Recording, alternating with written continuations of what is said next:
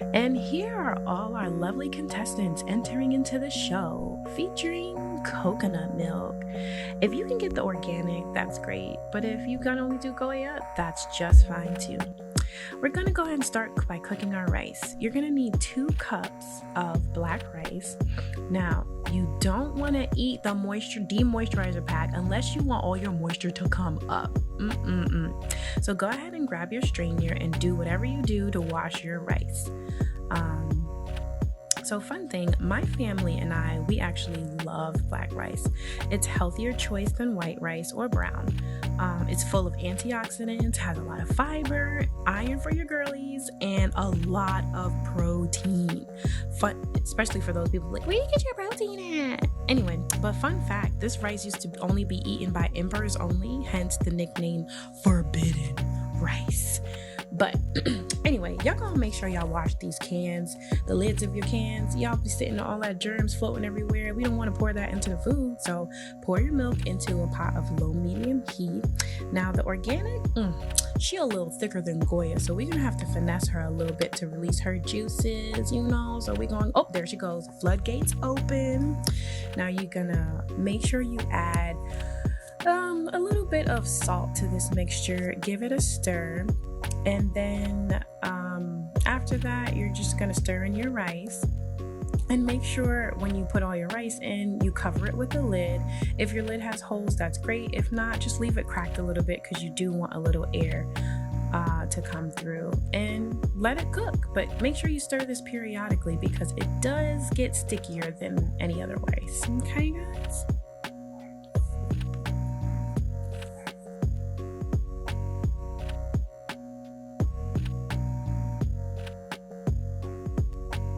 Now it's time for the sausages. I love Beyond Meat, but you can use whatever meat substitute you want for this dish and just make it your own. I'm gonna cook these things till they are delicious and brown because we like it dark meat over here, you heard? Anyway, now because mines are frozen, I'm gonna have to cover them with a lid. But y'all, don't be making fun of me for using what I have at my disposal. I'm just trying to survive, okay?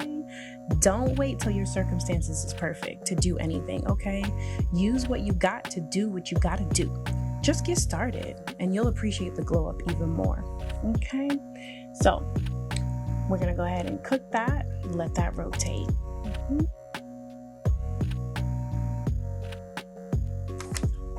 And hello there, juicy brown things. Let's go ahead and remove them from the pan, but save the juices in the pan for later. We gotta keep all the flavor. We're just gonna cut up these sausages. I like to make them bite-sized so that my meat eater family members can't tell by the look of it if it's the real meat or that other stuff, But I'm not gonna lie, Beyond Meat so far is the one that all my family members like so far. You guys should be willing to try new things in different variations, okay? Guarantee you're gonna find a combo that you like.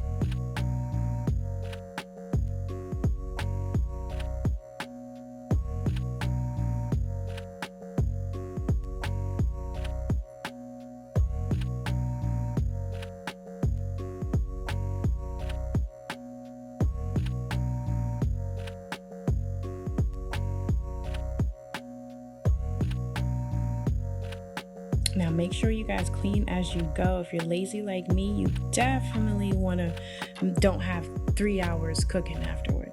Now back with the rice. We're gonna stir this gloppy. She's thick and juicy. We're gonna stir from the bottom. Make sure we're scraping up the bottom because we don't want no soaking pans for 7 hours and then we gotta clean it later. This is the part where you can actually go ahead and strain it if you want, rinse it with cold water, and it's actually done. But we like it thick over here, so I'm not gonna strain it. How not to cry cutting onions. I heard if you cut everything but the root areas, it releases less tear gas. Comment down below how to not get tears from cutting onions. But anyway, I always cry every time. So I'm just gonna go ahead and cut these onions up, and then when I finish, I'm going to add them to the pan. But yeah, I have to finish crying and wipe my tears away. and burning, and I have to go breathe fresh air before I can get back to this. So y'all, hold on real quick.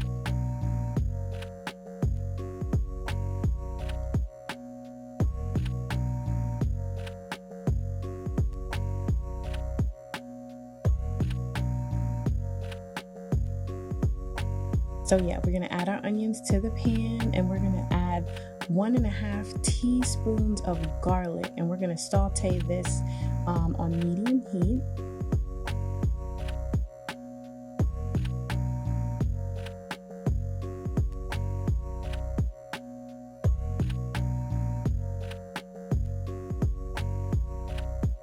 Yeah, go ahead and grab your cashews. Add it to the pan as well so it can be cooked. I'm not gonna lie, this is my favorite meal right now, but it's not a meal you're gonna want to eat every day, and you're gonna see why later.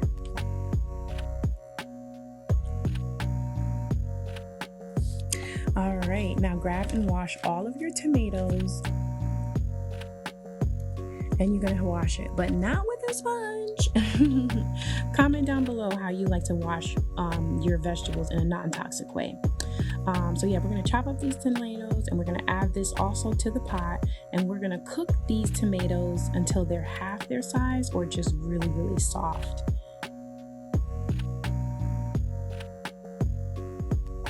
Okay, look at my little lid. My lid's a rider. We holding it down. Now, please click the like button if I made you smile during this video, or if you just enjoyed it, period.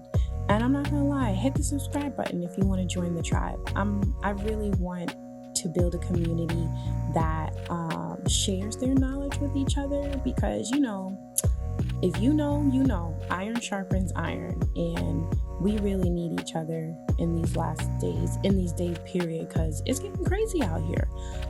Let's take a lesson from nature, okay? Penguins, they all survive by huddling together. So come on over here and huddle with the family. Hit that subscribe button. All right, now for the seasoning, I always start with 1/2 teaspoon of everything, but the ingredients will be listed below. But make sure y'all taste as you go, okay? Because your taste buds may call for a little bit more of a sweeter taste or a savory taste, but always make it your own.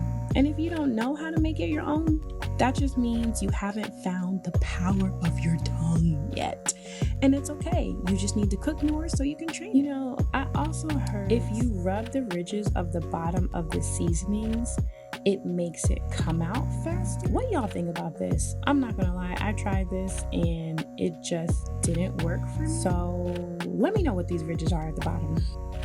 All right, yes, we're gonna add this sugar. When it's a savory dish, you add sugar to enhance the flavor.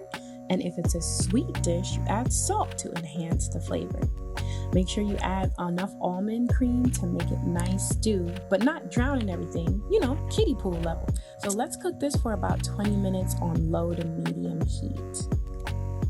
All right, oh Lordy, not me struggling with this. Listen, stay in school, kids, so you know the fundamentals of life.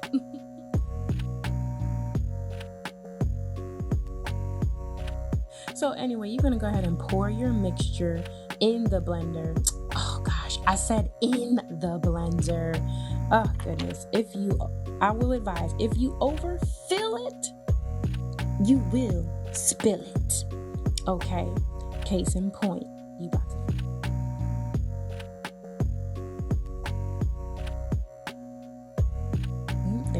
There she goes, spilling it all over. But we're gonna get that under control. We're gonna clean it, and now we're good to go. So there is no more mess. Okay, we can all take a breather. Calm down, y'all. Calm down. It's all right.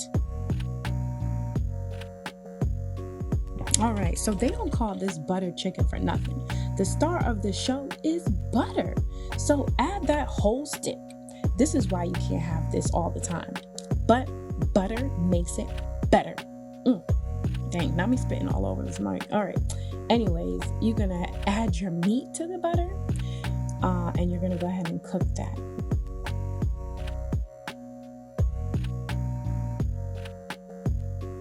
Now, go ahead and grab your strainer, because this is where we make the sauce. Grab up that chopped processed mixture that you just made, and you're going to go ahead and push it down in the strainer.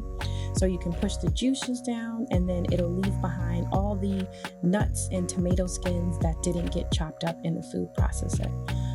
And then this is how you're going to be left with your nice creamy butter cheese sauce. However, I like the texture, so we just going to go ahead and pour that all in for me and my family, because we just don't want to miss out on none of the nutrients or nothing like that. You know what I'm saying, Sam? But yeah, after you finish straining or not strain, you're going to let this cook for about another 5 to 10 minutes. Sorry, if you want 15, that's okay too. Nothing wrong with well done. Slow cook though. If you're gonna cook it longer, everything is better on low heat. Okay.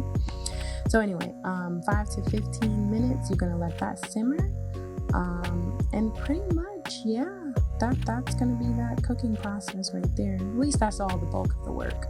So I did add a little more seasoning. To me, you can never have too much seasoning, but just make sure you keep giving it a taste. Oh, wait a minute. Yes, that was perfection.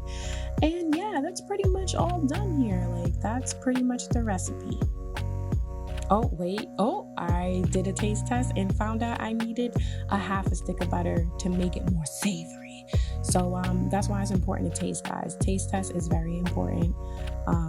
But yeah, that's pretty much the end of the recipe there.